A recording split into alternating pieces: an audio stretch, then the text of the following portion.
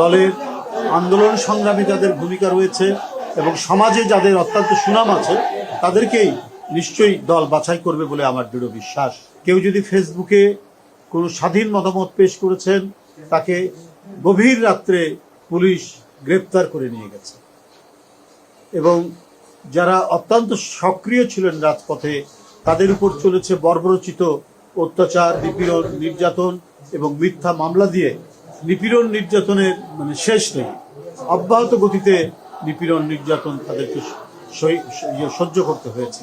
দলের আন্দোলন সংগ্রামে যাদের ভূমিকা রয়েছে এবং যাদের দক্ষতা রয়েছে পার্লামেন্টে কথা বলার এবং সমাজে যাদের অত্যন্ত সুনাম আছে তাদেরকেই নিশ্চয়ই দল বাছাই করবে বলে আমার দৃঢ় বিশ্বাস।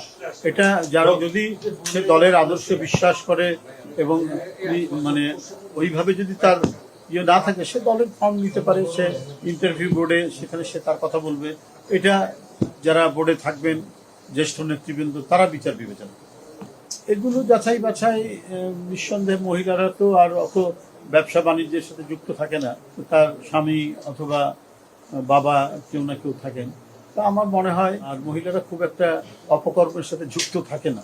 তারপরেও এই বিষয়গুলো তারা দেখেছেন, সংবাদপত্রে দেখেছেন যে তথ্য গোপন করাটা এক ধরনের অপরাধের পর্যায়ে পড়ে। যে তথ্যগুলো চাওয়া আছে তারা সঠিকভাবে সেটা দেবেন আশা করছি। যা যথার্থ, যা সঠিক, যা সত্য সেই তথ্যটাই তারা দেবেন বলে আমি মনে করি। সংরক্ষিত আসনের যে দায়িত্বটা আমাদের উপর দেওয়া হয়েছে সেটা আমরা পালন করার চেষ্টা করছি। একটা দল তার শৃঙ্খলা, তার ডিসিপ্লিন এবং কিছু নীতি পদ্ধতির উপর পরিচালিত হয়। তো দলে যেটা সিদ্ধান্ত নেবেন সেই ক্ষেত্রে আমার মনে হয় কোনো অবকাশ নেই। এই কারণে যদি এই দল করতে হয় তাহলে তাদেরকে অবশ্যই দলীয় শৃঙ্খলা এবং দলের যে রীতিনীতি যেগুলো আছে সেগুলোকে মান্য করেই করবে। যারা 16-17 বছর হাসিনার মতো একটা দানবীয় শক্তির বিরুদ্ধে লড়াই করতে পারে, মেয়েদের অবদান তো কম না, বিশাল অবদান তাদের রয়েছে।